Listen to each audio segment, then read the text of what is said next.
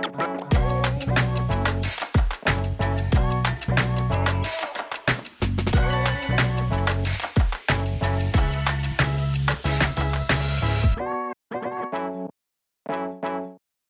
up, though? Dwan Dandridge, back with another episode of Speak for Yourself. Of course, we have the one and only Ken Elkins in the building. What's happening?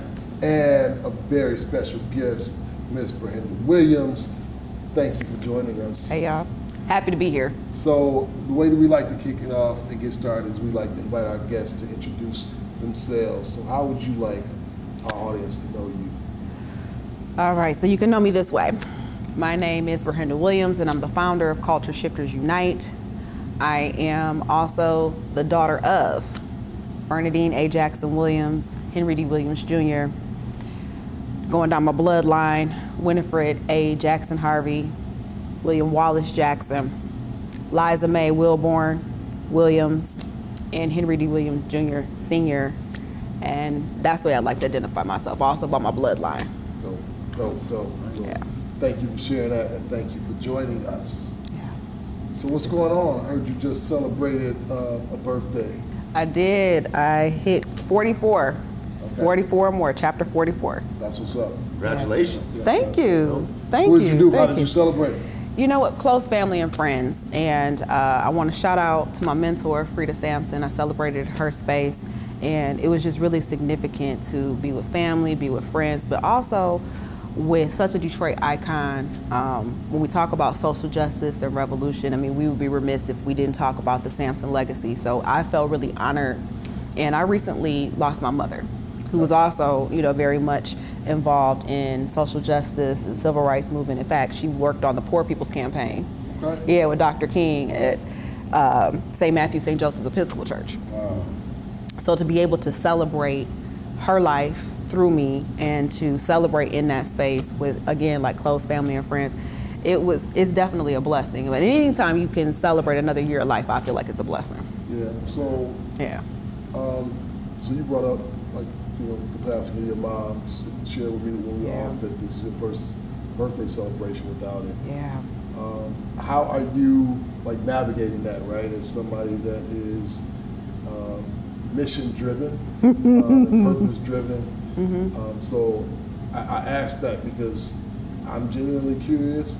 I know how I dealt with my mom's transition. The way I often deal with somebody transitioning is I just immerse myself in work, and I also dive deep with the people that are still here. That's right.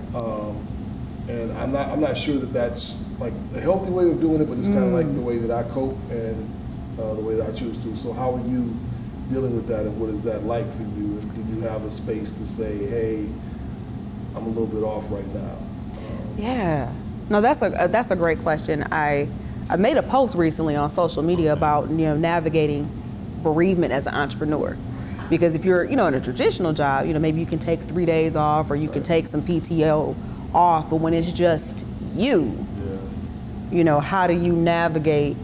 Because there's no substitute for you, right? But also the reality is there is no substitute for you. So you have to take care of you. What I have found in this season, which was really helpful, was leaning into community, not carrying my grief by myself, and being honest that I'm grieving. I'm not moving at that stealth pace that I used to. And as I even reflect about the quote unquote stealth pace, I don't know if it was even healthy to be running, to begin with. And so sometimes, your higher power will intercede and give you a cause to pause. And I will say that when I look back over the whole experience, my mom was in hospice. When I look back over the whole hospice experience, I can say firmly, 10 toes down, I walked my mom home. I can say with full conviction that I was there with her, sometimes waking up at 3 a.m., but that's the time I'll never get back. So I don't have any regret for how that time was spent. And one of my prayers was, God redeem my time, right? Because I know that, as an entrepreneur, and I'm sure many of the people that you all support are entrepreneurs, they're in nonprofit space or both. And at one time it was both for me, being in both nonprofit and for-profit. But at the end of the day, without our families, who are we? Yeah. And family can be blood or chosen. And so when you have the opportunity and the privilege to walk someone home, that's really sacred time. Yeah. And you can't get those moments back. No, not at all. I love that. Yeah. Never heard it quite put like that. So actually, Yeah. really You walking them like home. looking at it from that perspective. Yeah, I'm gonna remember that. Yeah, For sure. walk 'em Spent home. a lot of time with my mom in her last days in a similar way. Me and her husband, Bill, shout out to Bill, we would, do like the overnight shift at the hospital with her. And I can remember a really key moment in all of it for us. And I don't talk about this publicly. I haven't talked about this publicly, but I was stayed there overnight and left in the morning like I do, and went home and shower and get ready for work. And I was running a construction company at the time, and my youngest sister called and was like, because she would go up there during the day sometimes and whatnot. So she called and she was like, "Hey, Mom told me to call you." And I said, "Okay, what's up?" And she said, "Mom, I got Dwan on the phone. What do you want?" And she said, to them, Clarice, we call her Riri, my baby sister, she started to get choked up, and she started to like cry and talk at the same time. And she was like, she said she don't think she's gonna be with us much longer. So I said, okay, all right, I'm going to head back up there. That's right. So I was like kind of in the little hallway between my living room and dining room. So I got off the phone and I had a moment, broke down a bit and sat on my stairs thinking about like this reality. And, I think I still showered and shot back up there. And when I got back up there, my mother was laying in the bed and she said, it was at the hospital. She said, looked at me and just said, "I feel like the Lord is calling me home and I'm ready to go." Yeah. I said, "Praise the Lord." Amen. It's like, I'm not gonna be in disagreement with either one of y'all. I said, Right. if like God has said it's time, That's right. and you say like you're ready, You're at peace. That's the most I can ask for anybody. You know what I mean? So, look, I'm glad to have had you for this long, and you don't owe me nothing. No. You know what I mean? So it wasn't like long after that before she, kind of like went to the point where she wasn't communicating with us anymore, and then she kind of transitioned. But when you talk about like walking her home, my God, that was that moment that I really, really, really can remember. So Yeah. thank you for sharing. No, it's real. And creating an atmosphere where I feel comfortable sharing as well. Appreciate that. Yeah. Yeah. So we got a chance to share a moment that's a space that you like live in with you, right? At the recent Entrepreneurs That's right. event, right? Yeah, The yeah. first for Black Leaders Detroit. Talk a little bit about like from your perspective, what that was and what that experience was like for you. One, it was first and foremost my honor to do so. Yeah. And when we look at just the role that Black women play in our community, entrepreneurship, that's not really new for us, Right. right? When we talk about having to provide, you look at your skills, your talents, your network, and what can I do to maybe in some cases bring additional income into the household. Yeah. Or historically, because we've been barred from different occupations for obviously being Black or, acquiring property, you had to get creative Yeah. on how to bring things in. And who more creative than Black women? Right. Who more innovative than Black women? I mean, look at who's setting the trends for the world. Yeah. So the fact that you took the time to honor her deliberately and with intention, I had to be there and to see all the different businesses and to, of course, shout out to my chica mia, Jessie Feliz. I mean, Black girls out here speaking Spanish. Yeah.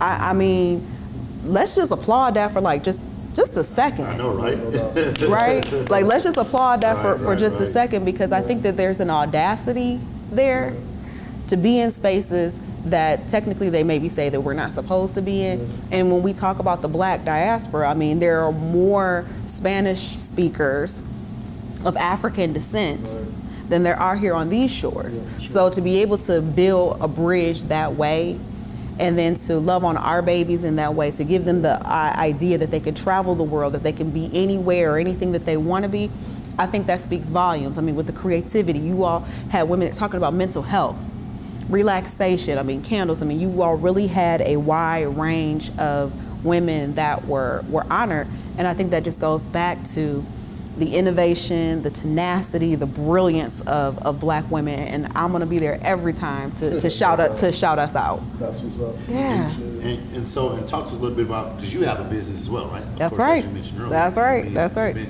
So talk to us a little bit about your business. Yeah, so my business is Be Intentional, but our moniker is Culture Shifters Unite, and I really believe that through the feminine, we have to shift culture. The way we practice our beliefs, our thoughts, the way we treat each other is all part of culture. Creativity, yes, too, is part of culture. But I work with female-identified business owners who blend both spirituality and social consciousness in their business.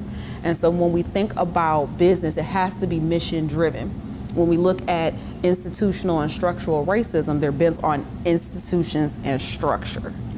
Feminine governs form. So if we think about hospitals, banks, colleges, universities, those all have endowments. That's built off of generational wealth. Well, what does it look like to recreate generational wealth? What would these institutions look like?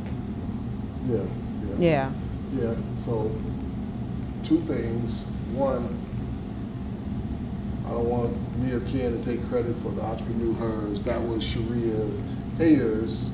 My wonder twin. Shout out to Sharia Ayers. That's my girl. Yes. We were fortunate enough to play a role, like in supporting that, right? But she was the star of that show, and we appreciated you all for even allowing us to kind of like be into that space, and we're honored to be able to brag that over 60% of the funding that we've distributed to entrepreneurs have gone to Black women. Let's go. That I think that the oneness is what you're describing. Yeah. You talk about like sisters speaking Spanish and connecting us to like a part that oftentimes like we forget that like there is a oneness there. There is. Like we all kind of trace back to like the same place and the same people, right? Reminding us of that oneness, and we don't need but a few things to cause us to set trip unnecessarily at times. Come on, talk about it. Like I'm from the west side, you from the east side, and all of that. Or I'm part of this clique, or part of that clique.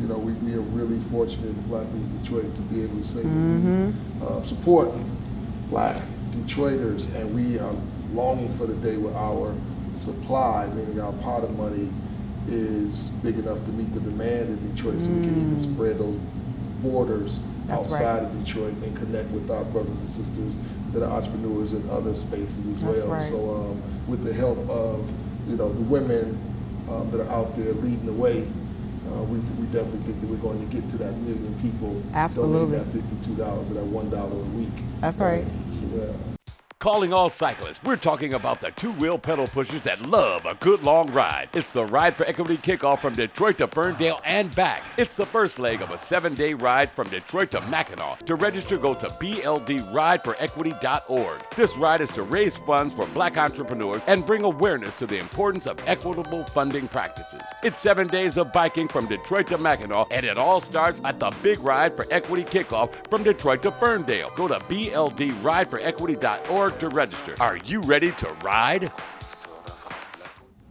What's the latest and greatest, right? So you also run a podcast. I do. How is that going? Oh man, we're getting ready to go into season 2. Season 2. Season 2. Thank you. What's the name of the podcast? Soul of a Lead Her. Soul of a Lead Her. Soul of a Lead Her, for she who lives and works from the soul. Nice. Yes. Yes. And so what is the what's the premise or the main around the podcast? So a holistic approach to feminine leadership. I mean, we know that we're in need of a serious paradigm shift. I mean, as we speak right now, we've got multiple genocides happening on the planet. We have a school system, we have a sick care system that is not serving the people. So again, we need that shift. And I believe wholeheartedly, whether it is a CEO, C-suite, nonprofit leader, or a female identified entrepreneur, our dollars, our resources, our energy will help toward that shift. But how do we help those that are helping others? Sometimes, we look at leaders, but who's there for the leader? Right. Where is her shoulder to cry on? Where's the safe space for her to come undone, right? So our podcast is aiming to serve that space. So we have solo podcasts where we're interviewing people who are running the intersection of politics and social justice, those who are multi-potentialite or multi-passionate, and those who are giving in our community, because I feel strongly that, traditional media, we cannot rely on them to amplify our stories. And so when you have a platform, and a platform can mean you have two people, but if you can influence those two people to make a difference, those two people are connected to families. Yeah. So everyone under our listenership, we're hoping feels uplifted and inspired. I want to treat it like a water station. You can come, take a break, fill up, refuel, retool, check in with yourself, and keep running your race. We want to provide the tools necessary and the voices necessary to help you keep running your race. Yeah, so I'm interested to hear Ken questions. I got one that's on top of my mind, and I want to get out because I'm forgetful like that. That's okay. But can you do you have any thoughts? Like, I don't want to make any assumptions. Do you have any thoughts on when brothers hear something that is like focused on black women, when brothers feel slighted, or as if that's something that is either taking away from focus or attention of either us the collective or just men, period. I often feel like sometimes we sound like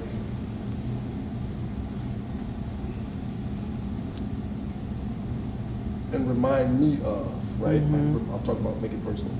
Sometimes we remind me of like white people when there are race-specific initiatives, right? And we're like, well, like what about the brothers? You know what I mean? Right. Or like something like that. Can you do you have any thoughts around that? Either like whatever your thoughts are, whatever the first thing that comes to mind, or the thing that you wrestle with when you see us respond in that way. Oh, I love this question, and I'm so glad that you asked it, and it makes me think about many things. So it takes me back to a powerful sister, philosopher, thought leader, Anna Julia Cooper. So we're going way back. So she wrote a letter from the South. She would be contemporary, maybe just before, around the same, maybe a little bit before W.E.B. Du Bois. A lot of people don't know who this sister is, but please look her up, Anna Julia Cooper.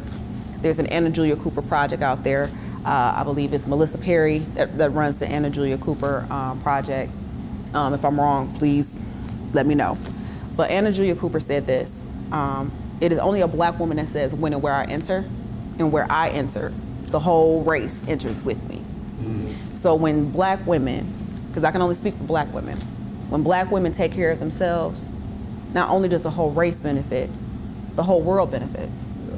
Because we have sought to, and have historically, took care of master's kids, but took care of our own. Yeah. We don't forget people.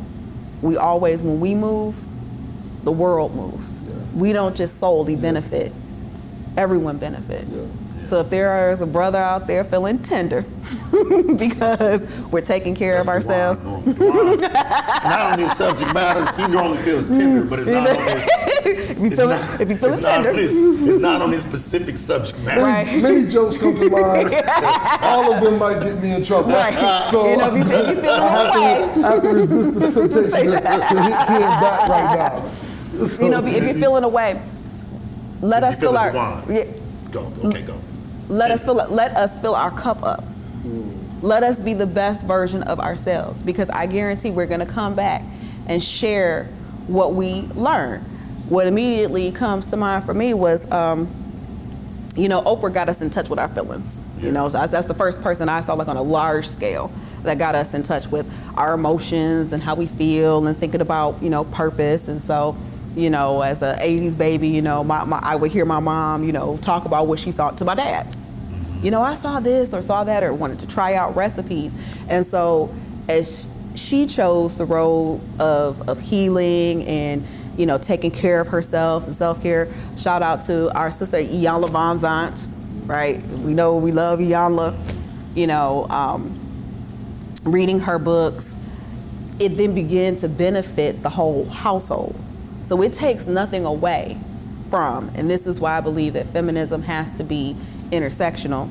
I prefer the term womanist, and for our Latina sisters, mujerista, out of the womanist movement, it helps us to take care of everybody.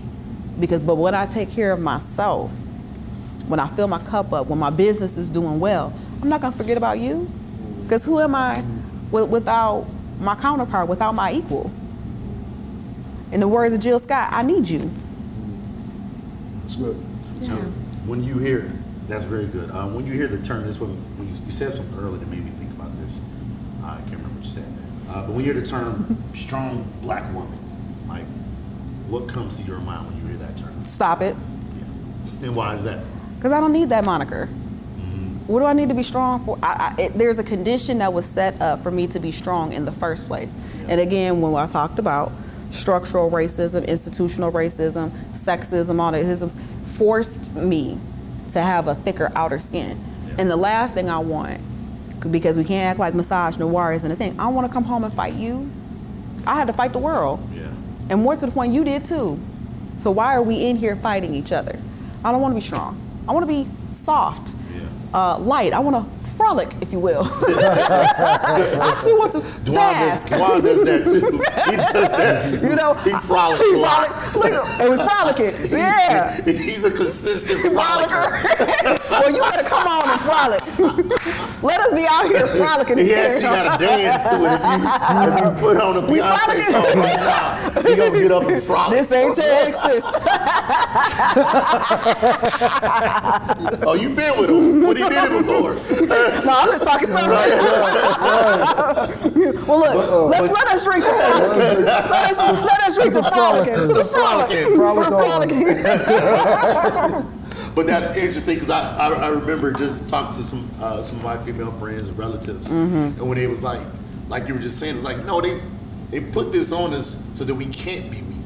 You know what I mean? So that everyone else gets to have a moment where they can be weak, or when they need help, when they need somebody to. And then when I get angry and pop, then I'm the angry black woman, and I need to regulate my emotions. Yeah. So it's interesting. I don't like you were just saying. No, don't stop that. I don't need you to put that on. I know I'm strong. I'm good, but I don't need you to put that on me as if I can't be any of these other things. That's right. And that's where one thing that Jason Williams, who was on our show at one time, he mentioned to us. He was like, men are painted as providers and protectors. That's right.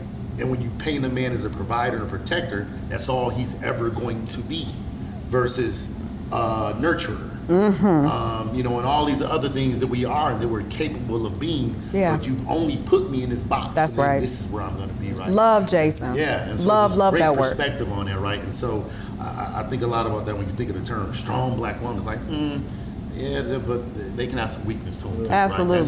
That's okay. And that's okay. And I won't speak to this camera. I was raised by a male nurturer. My dad nurtured me. He washed my hair. And you may not think of that as a big thing, but as a kid. Because I ain't never washed my daughter hair. Okay, yeah, my dad washed my hair. I ain't never washed neither one of their hair.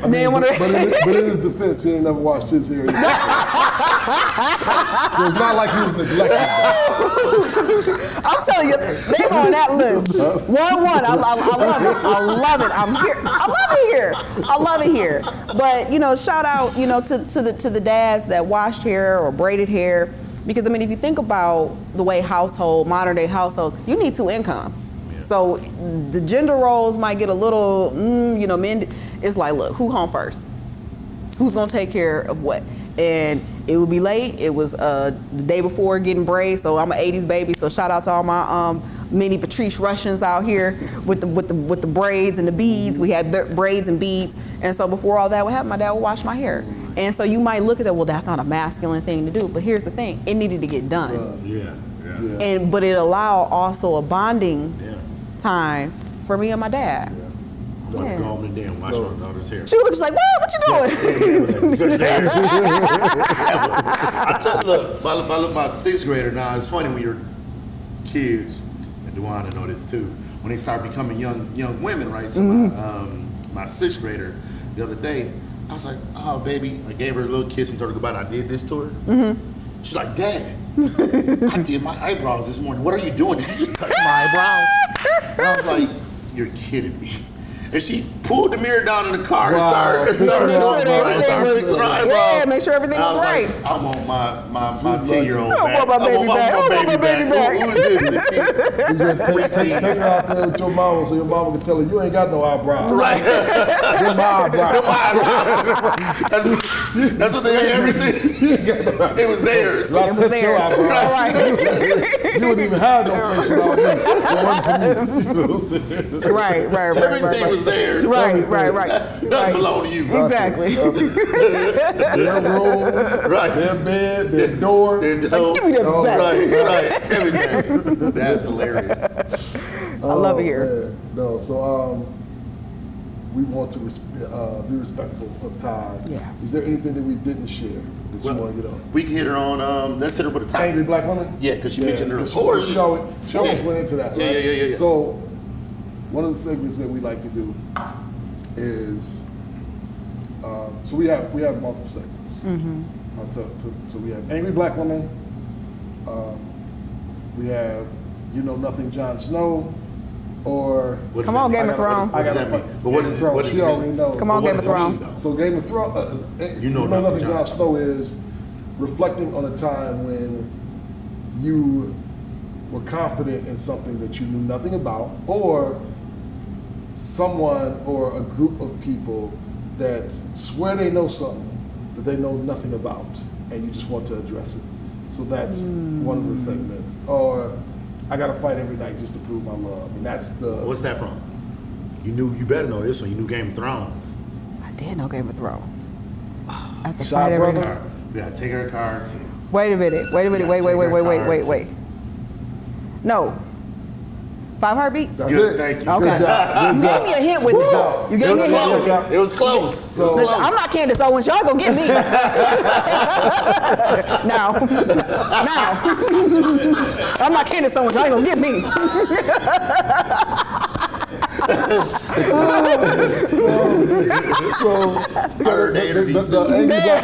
The angry black woman or angry black man piece is us owning and saying we're not going to be ashamed about being angry. Like, we have things to be angry about. Yeah. But we're not only angry. Right. But you're not going to make me feel ashamed about being angry. So Let's go with that one. let's go with that. Let's go with that So, one. what is that thing that makes Ber-Henda angry? Injustice. Injustice. That makes me angry. Yeah. And I think it's a righteous anger. And I think it's a justified anger. But I don't stay in it. Because anytime I get angry, it's like, okay, if it's make you that mad, what are you gonna do about it? That's it. Because I have looked at what anger does to the body. It's a dis-ease, it'll create dis-ease in the body.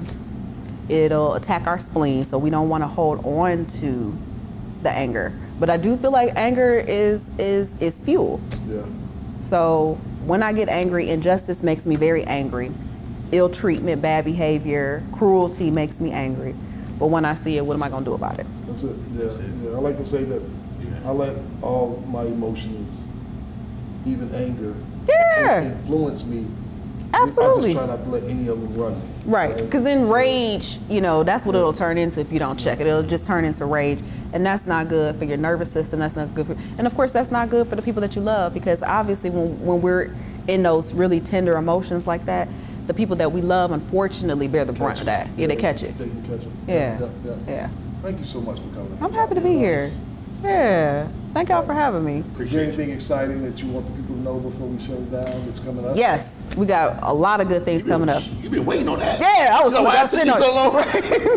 Why took you so long to ask me that in the first place? Couple of things that are happening. So most immediately in June, we have the second installment of Unnetworking happening. Yep. So please go over to Ber-HendaWilliams.com to stay abreast of Unnetworking events. These are quarterly events that we have for female identified leaders to come. It's an intimate gathering. We have food. You also get a 1-month membership with your Unnetworking entry. So we have that coming up. 1 month membership to what? To Black Leaders Detroit. Boom. It'll get you a 1-month membership, but of course you can continue on after that month. We strongly encourage it. And then I'm also enrolling for my 12-month small business incubator. So this is again for female identified folk who see themselves as at the intersections of spirituality and social justice. If you identify as a highly sensitive person or empathic person, neurodivergent, and you're a business owner, this is the space for you. So we have some remarkable guest coaches that are coming in from copywriting, from business operations to public relations to help support you through this year-long process, because it does take time to really scale, and we want you to do it in a way that doesn't blow out your nervous system. Please head over to my website again, Ber-HendaWilliams.com, to find out more information about that. Spell Ber-Henda for anybody. I will spell it for you. BER-HENDA Williams.com. But if you Google me, I'm the only one in the world. Thank you again for doing that. No, thank you all for having me. Happy to be here. That's it. We'll see y'all next time on Speak for Yourself. Peace. Peace. Just frolic. We're frolicking.